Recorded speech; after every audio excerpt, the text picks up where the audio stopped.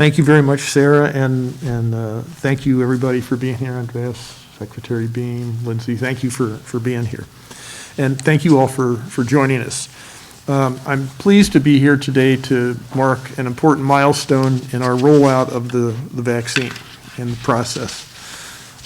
As of last week, the Federal Pharmacy Partnership, which is the federal government program for long-term care facilities, that's all the skilled nursing facilities participating in the partnership, that they have all completed their first dose clinics. Walgreens has completed first dose vaccinations at close to 100 locations, and CVS, you'll hear from in just a minute, has completed first and second doses at all their participating skilled nursing facilities, which is more than 500 facilities in Pennsylvania. 100% of personal care homes and assisted living facilities covered through the partnership have completed their first vaccinations, 100%. This is an important milestone for Pennsylvania, and it marks key progress in ensuring that our most vulnerable residents get the vaccines soon and quickly.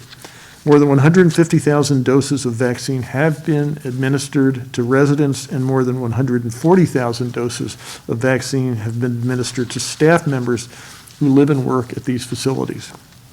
Altogether, we know that more than 300,000 vaccines have been administered to skilled nursing facilities, personal care homes, and assisted living facilities covered under the partnership, the federal partnership. So we're fortunate to have excellent partners working with us to achieve this milestone. They've been great, and I'd like to thank the leadership and the workers, and you'll hear from CVS in just a minute, but the leadership and workers at CVS and Walgreens for all of their hard work to help Pennsylvania protect our most vulnerable Pennsylvanians. The point is, skilled nursing, personal care, and assisted living facilities have been hit very, very hard by this pandemic. And that's why this milestone is such an important one. The Federal Pharmacy Partnership is saving lives, it's protecting residents, it's protecting staff while giving families peace of mind that their loved ones are safe. And essential workers in these facilities can come to work confident that they're not at risk of getting the virus. Partnerships like these are crucial to the effort to get the vaccine to everyone who needs it and everyone who wants it. Pennsylvania has one of the largest populations of older adults in the nation.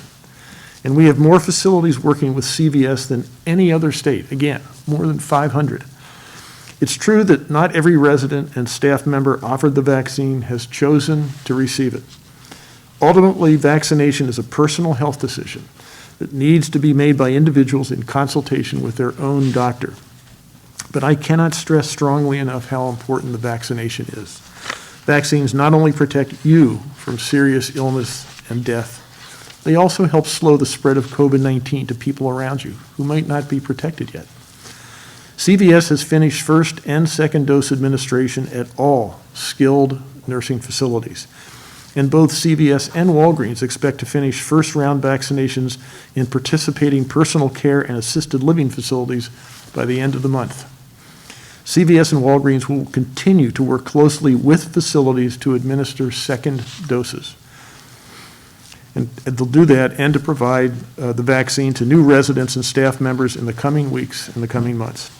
I know that the wait for more vaccine is long and hard for all of us who are waiting to get vaccinated, all of us.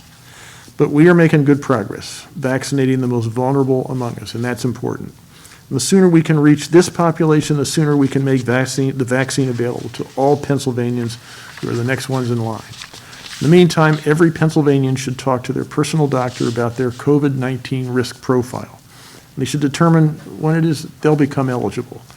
If you're not sure when you'll be eligible, you can go online and use the Pennsylvania's Your Turn Vaccine Eligibility Tool.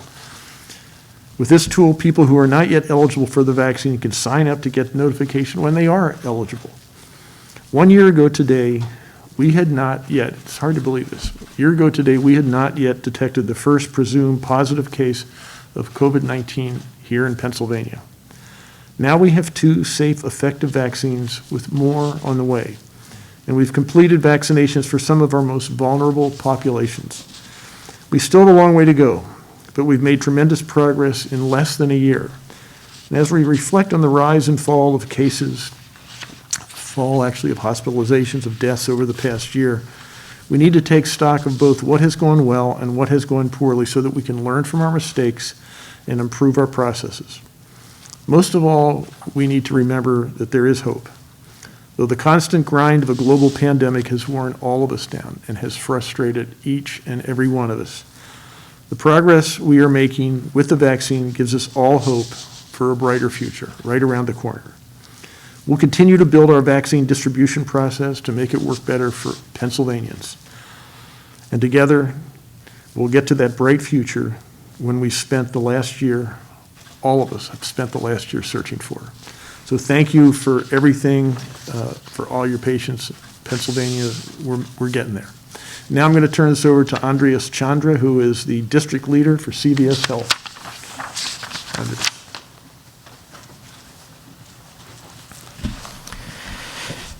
Thank you, Governor Wolf, and good afternoon. My name is Andreas Chandra, and while I'm here today as a district leader at CVS Health, I'm also a licensed pharmacist and authorized immunizer in the Commonwealth. Alongside many of my colleagues at CVS Health, I have had the responsibility and privilege of providing vaccinations in long-term care facilities in the Commonwealth to our most vulnerable populations. I'm honored to be here today to provide an update on the progress we've made thus far in those long-term care facilities across Pennsylvania. Our trained and state-certified healthcare professionals, pharmacists, and pharmacy intern immunizers are proud to be among the thousands of CVS Health professionals across the country helping to vaccinate seniors against COVID-19, bringing peace of mind to patients, loved ones, and to the larger community. We have a commitment to help protect the population disproportionately impacted by the pandemic. I'm proud to say we've completed first and second doses in all of our skilled nursing facilities with more than 200,000 vaccines given. That's more than 500 completed facilities throughout the Commonwealth, whose residents and staff who chose to receive the vaccine are now able to say today that they are fully vaccinated. We're also on track to complete the second dose of vaccinations at more than 1,800 assisted living or other long-term care facilities in the Commonwealth by mid-March. I can tell you firsthand the impact this effort is having on residents and their families. A store manager of mine was able to volunteer to help support a clinic in our area and was able to hold her grandmother's hand for the first time in almost a year as she witnessed her being vaccinated for her first and second dose. We are honored to be part of the solution to the greatest public health challenge of our time. And in partnership with the Commonwealth, we are determined to do all we can to help ensure that everyone who wants to be vaccinated can be vaccinated. Thank you, Governor Wolf, for inviting us here today and for your continued partnership. With that, I'm now pleased to introduce Acting Secretary of Health, Allison Beam.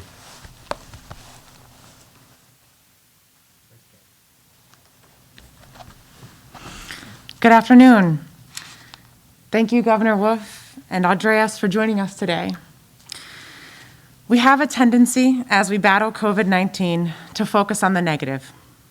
Today, we take a moment to acknowledge the good news, the hard work of many people across the state providing vaccinations to some of our most vulnerable residents and the staff who care for them.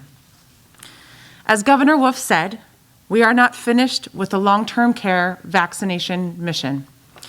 In fact, each facility will have at least 3 vaccination clinics so we can ensure that as many residents and staff who want to get vaccinated have the opportunity to do so.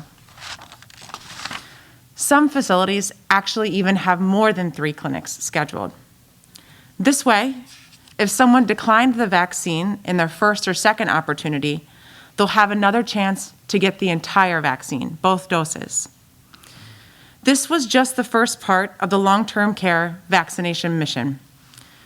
Going forward, we will want to maintain consistent vaccination levels at all facilities by ensuring that new residents and staff get vaccinated right away.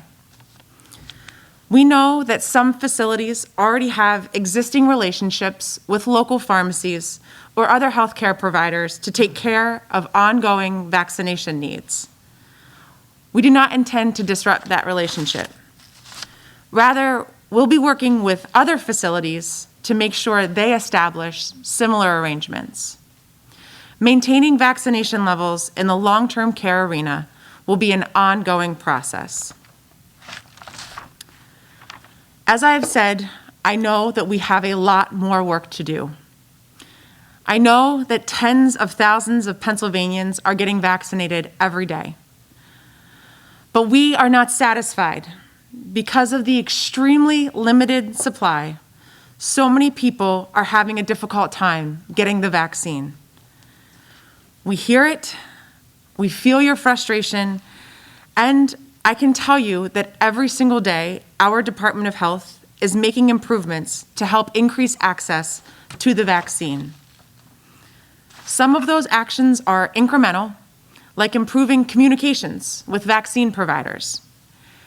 Every day, we are on the phone with providers to help them understand how limited supply of vaccine is allocated, or reminding them to get first doses of vaccine into arms and reported as quickly as possible, or encouraging them to reassure their patient that second doses will be available for everyone who receives the first dose.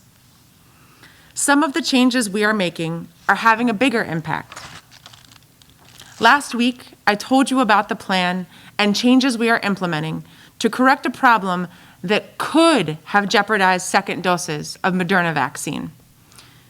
Because of the swift action we took, in consultation with the Joint Legislative Task Force on the COVID-19 vaccine, I can assure you that if you received a first dose of Moderna, you will be able to get the second dose from that same provider. While the winter weather emergencies across the country last week delayed the delivery of most vaccine shipments from the manufacturers to the providers, we remain committed to making the adjustments announced last week to smooth out the overdemand for second doses over the next couple of weeks. This is a temporary adjustment, and we are making it to ensure that the second dose of vaccine is secured for you. Another change we made less than 2 weeks ago was the launch of the Your Turn tool. It's able to help folks understand where they fit into the vaccination plan and to prepare them to receive the vaccine when it is their turn. Lindsay Malden is going to provide some details about that, and I'm pleased to see the number of people taking advantage of this tool. With that, I'll turn the microphone over to Senior Advisor for COVID-19 Response, Lindsay Malden, to provide an update on the latest vaccination numbers and the Your Turn tool. Lindsay?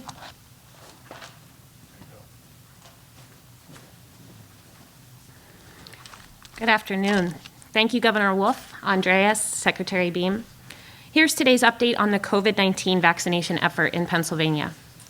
Despite the winter storms that affected much of the country last week and delayed nearly all shipments of COVID-19 vaccine, providers in Pennsylvania administered more than 2 million doses. In fact, through February 22nd, local vaccine providers have administered 2,034,123 doses of vaccine. 80% of first doses have been administered, and 42% of second doses have been administered. That means that nearly 1.5 million Pennsylvanians have received their first dose, and nearly 600,000 people have received both doses and are now fully vaccinated. We know that that number is actually higher, as Secretary Beam said. We are working with providers every day to make sure reporting is kept up to date. This week, Pennsylvania has been allocated 225,890 first doses of vaccine. That is the highest single-week allotment of first doses Pennsylvania has received so far. It is an increase of more than 42,000 doses. Pennsylvania vaccine providers are also receiving 180,610 second doses of vaccine. That is also an increase of nearly 40,000 second doses. In addition, the federal government is sending tens of thousands of vaccine doses directly to some pharmacies and federally qualified health centers who are helping to vaccinate more Pennsylvanians. And remember, the Philadelphia Health Department receives its own separate allocation of vaccine. That makes well over 400,000 total doses coming into Pennsylvania vaccine providers this week. Keep in mind that if all of the doses that were delayed by the weather last week will also be delayed this week.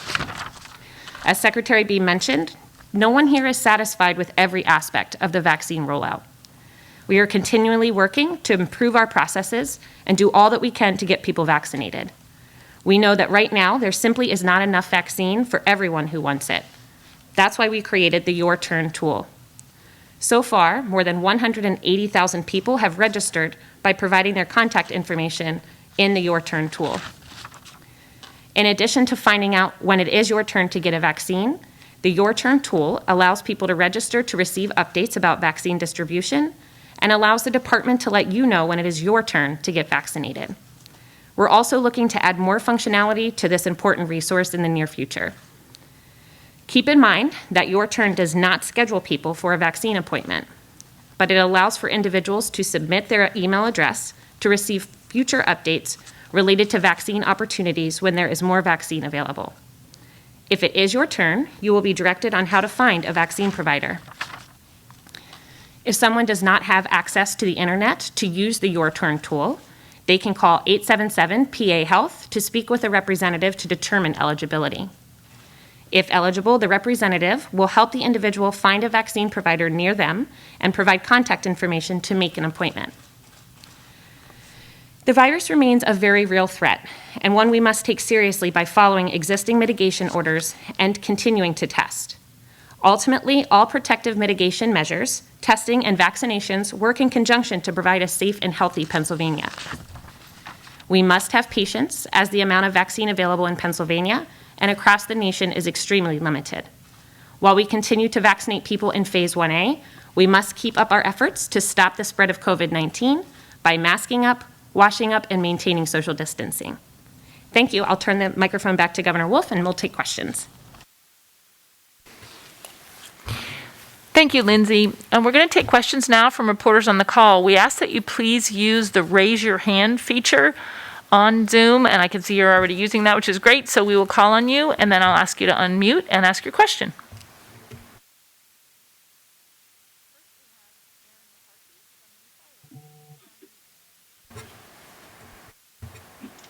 Could you hear me there? Sorry, that's I asked you to unmute, Aaron. Oh, yes. Hi. Can you hear me? Has the state determined whether the snowstorm will prevent it from fulfilling those delayed second shots within 3 weeks as planned? I'll turn it over to Allison, but I was on a governor's call this morning with the White House, and the snowstorms throughout different parts of the country did delay by a couple days, but I think they figure by Friday they should be all caught up just with this week's allocation, and then it'll be right back to normal. I don't know anything did I get that right? Yeah. Okay, so no, a little bit of a delay, but a couple days. So the second shots will still be able to be within that 42-day period that's blessed by the CDC now. Yes. And we heard that the state offered providers Pfizer first doses this week instead of Moderna ones. What made you decide to do that? How many providers took you up on that offer? And what impact may that have on getting back on track with those second doses? I'm not sure. I'm going to turn that over to the Secretary of Health.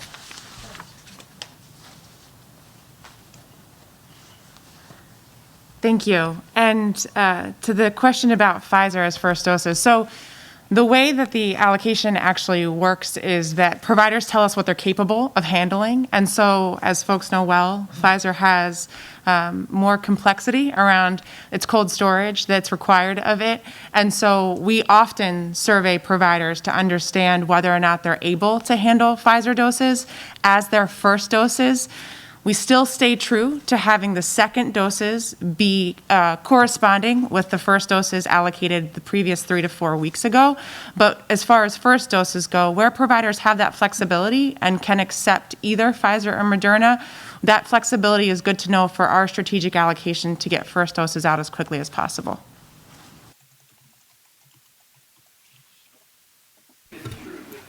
Last week had an increase in our allocation over what the prior week, but Moderna did not. Right. So, okay. Next, we have Crispin Havener from WJAC. Go ahead, Crispin. Thank you, guys. Do we have any idea at this point when, given the fact that we are seeing the increase in doses eventually coming through here, do we have any idea of a timeline as to when we would move from 1A to 1B? And also, as we are talking about nursing homes today, I know there has been some talks from Republicans, especially some Republican Congress people who are asking Attorney General Shapiro to launch an investigation into how nursing homes were handled, similar to what was done in New York. Would you support anything like that being done in Pennsylvania? So, Crispin, two questions. The second question is, I mean, I want to be as transparent and open. If there's something that we can learn from anybody taking a look at what we're doing, including the press, would welcome that. I think we're doing a pretty good job, but we're always looking for ways to improve, and that really requires that we allow people to come in and take a look at what we're doing. So, yes. Tell me again the first question. Any idea when the state could possibly move from 1A to 1B? That could be for you or for the acting health secretary. Yes. We are moving as quickly as possible. Do we have a time when we think we could move beyond 1A? Just keep in mind 1A is everybody 65 and older. We have over 4.5 million Pennsylvanians who are in that category, and we've gotten, 3 million vaccines at this point. If you have 4.5 million Pennsylvanians each needing 2 doses, that's 9 million vaccines we need. We've gotten 3 million. So we have a ways to go, but maybe. That's fair. Okay. That's fine. Thank you, guys. Thank you. Next up, we have Andrea Finney from CBS 21. Go ahead, Andrea. Good afternoon.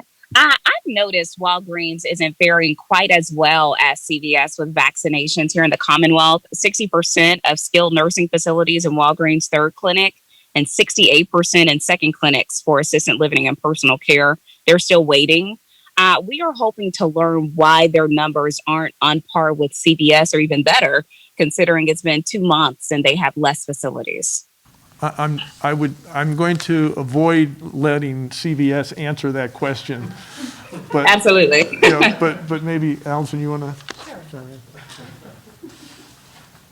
So I would offer that it may be just a different perspective. I think CVS has been incredibly dedicated in the tremendous amount of resources that they have invested for what is their largest amount of facilities in a state. And so our partnership with CVS has really required them to step up, dedicate not only, are dedicating the vaccine, they're dedicating the resources that are required to actually administer the vaccine. Our partnership with Walgreens continues, and we're grateful for it. I think CVS has just really been outstanding. Okay, I do have one follow-up. We've also spoken to healthcare associations that represent long-term care facilities about vaccine allocation, and they say up until last week, only 18% of supply was dedicated to the federal pharmacy partnership program. Now, I do realize 63% of Pfizer's first doses were allocated to the program last week.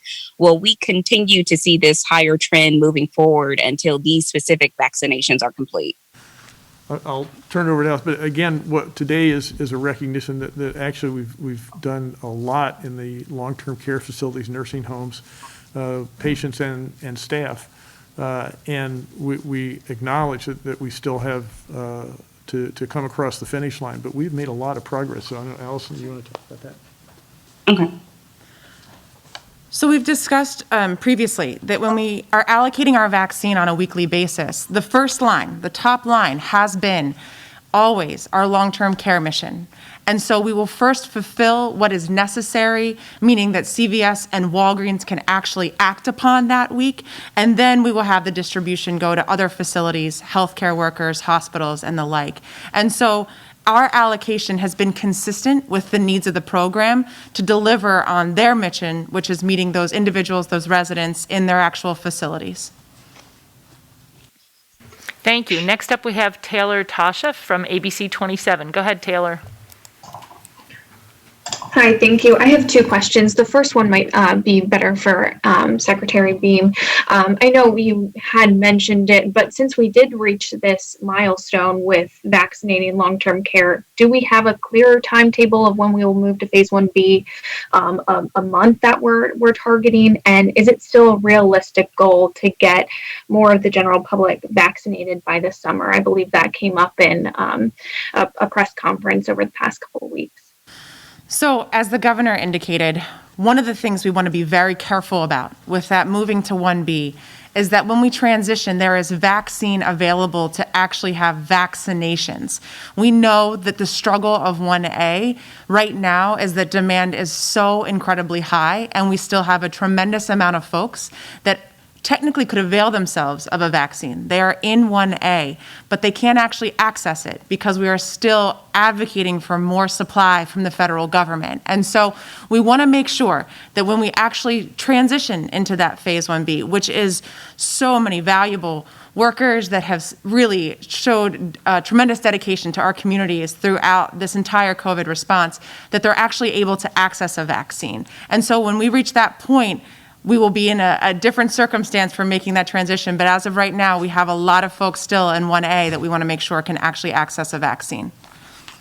Thank you. And then I have a question for Governor Wolf, if possible. Since the Attorney General said he's not looking into state officials or their policies when it comes to the COVID death in these facilities, is it going to be someone's job to investigate? From the state? Like, who's going to be looking into that? Well, to say right now, a bunch of people are looking at what's going on in the state. And I guess the group that I control would be the Inspector General, but we're always looking at ourselves, seeing how we can do a better job. So there's a constant inquiry going on as to how we're doing and what we can do to make what we're doing better. So again, I'm very open to anyone who wants to look in. I think I don't control what different independent agencies do in the Commonwealth's government, but it's important that everybody know that in this Commonwealth, this is a democracy, and we need to be transparent and open, and we can all benefit from that. We can be better because we're open and transparent. Thank you. Thank you. Next, we have Lizzie Hardison from Capital Star. Go ahead, Lizzie. Hi, Governor Wolf.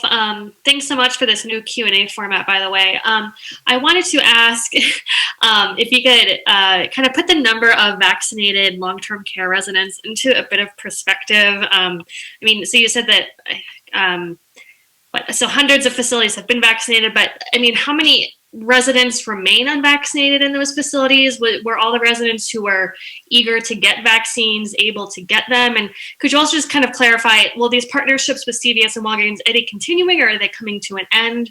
Or is the state kind of taking over clinics from this point out? Okay, let me give you and I'm going to turn it over to the secretary for if I make a mistake here. But when it comes to and keep in mind, there are two different varieties here: the nursing homes, the skilled nursing facilities, and then you have they're regulated by the Department of Health. Then you have the long-term care facilities. They are regulated by the Department of Human Services.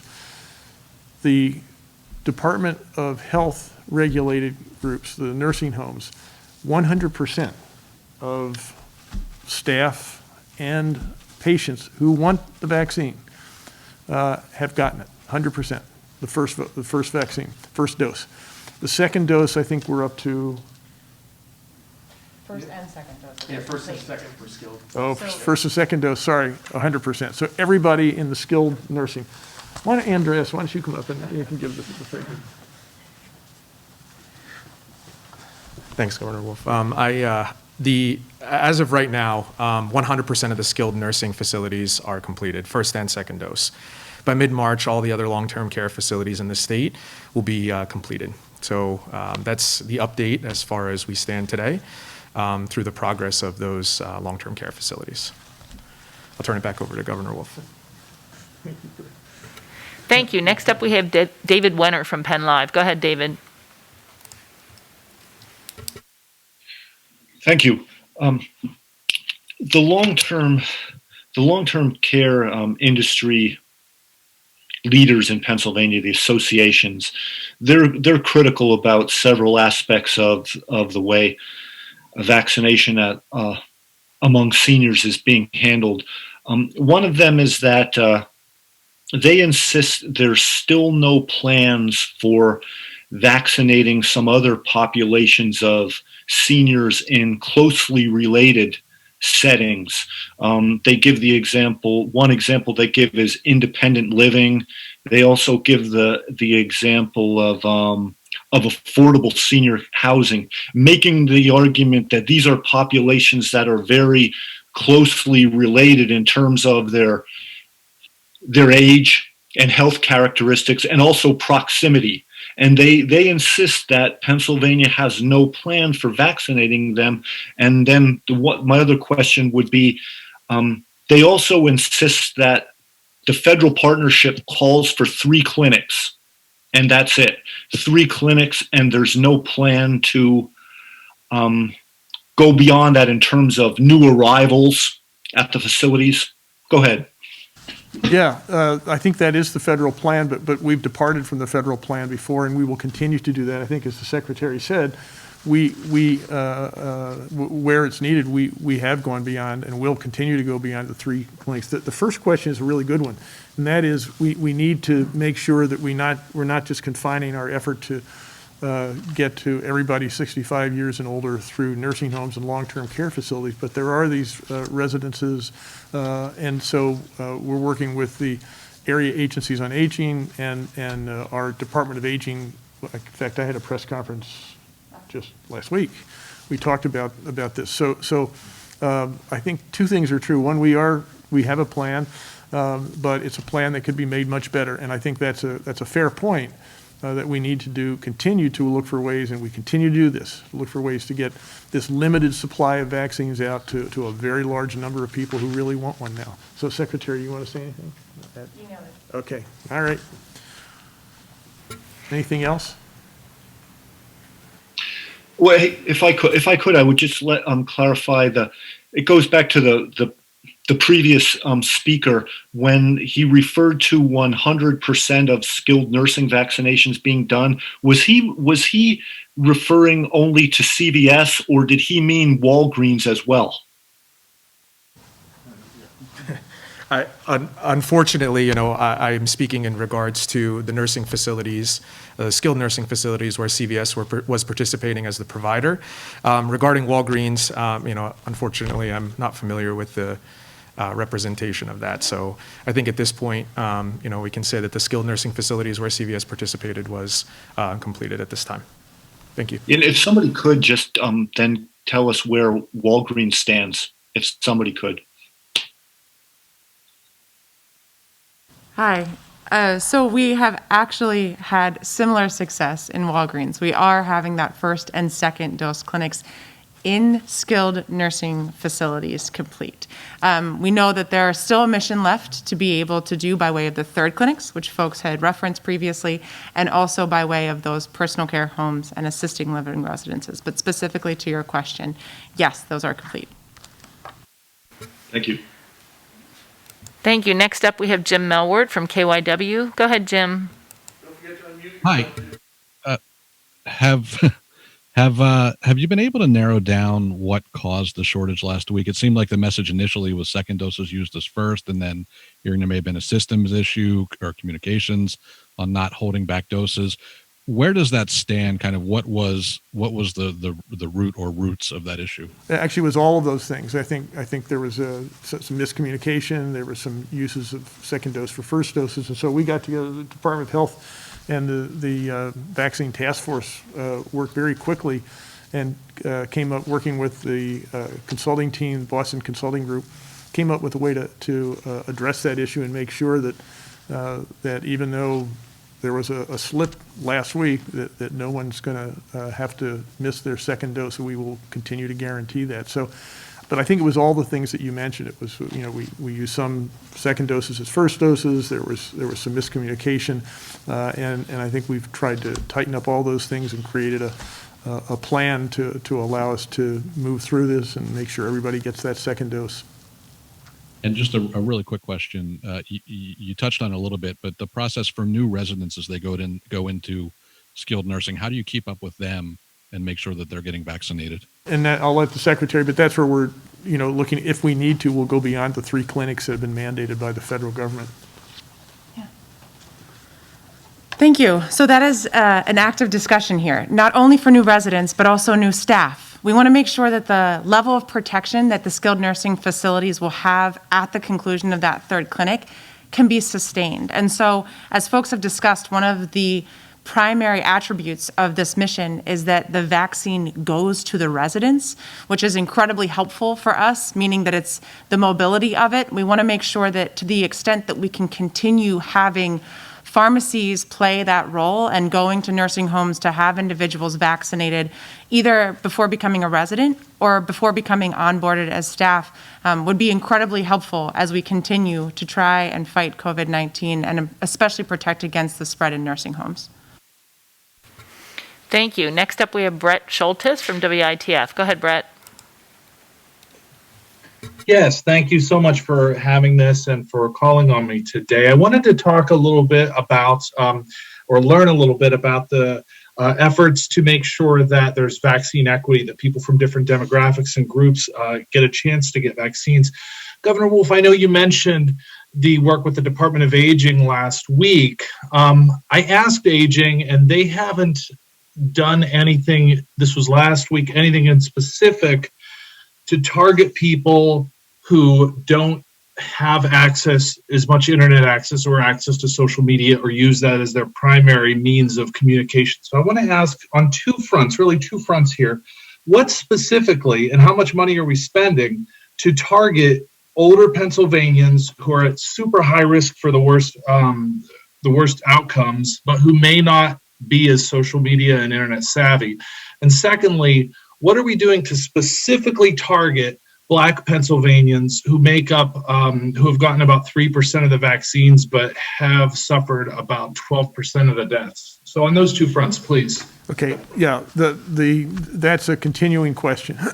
Part of it has to do with resources.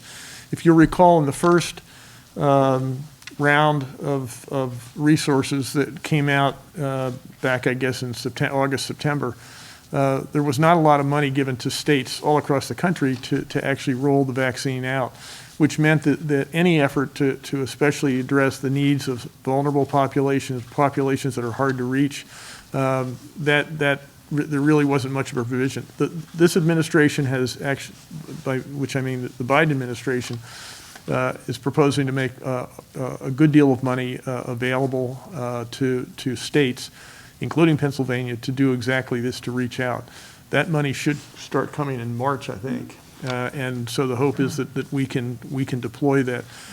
We are still working on the plan for both. We're working with community groups. We're working with the Area Agency on Aging, the AAAs, the centers all around the Commonwealth, and the Department of Aging, to make sure that we do the very best we can. But we still have work to do, and we have to figure this out. We have the resources coming, and we will deploy them to do everything we can to make sure these hard-to-reach populations are in fact reached.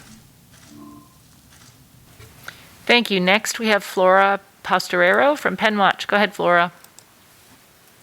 Thank you. Hi, Governor. Several lawmakers have said that this current system of vaccinating residents is not working. And in fact, they believe we should have a vaccine registry. Would you support something like that?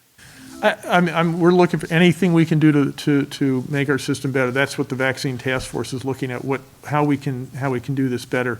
There have been calls for a centralized registration. There have been calls for regional sort of registration. And obviously we've had the calls for the current system where we basically have a distributed network out there.